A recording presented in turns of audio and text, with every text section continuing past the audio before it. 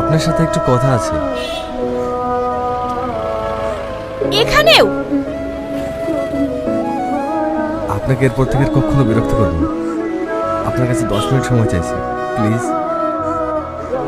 ঠিক আছে, বলুন কি বলতে চান। আপনাকে আমার ভীষণ পছন্দ। আপনাকে আমি বিয়ে করতে চাই। আপনি আমাকে চিনলেন না, জানলেন না, হুট করে বলছেন বিয়ে করব? আমি সব জানি।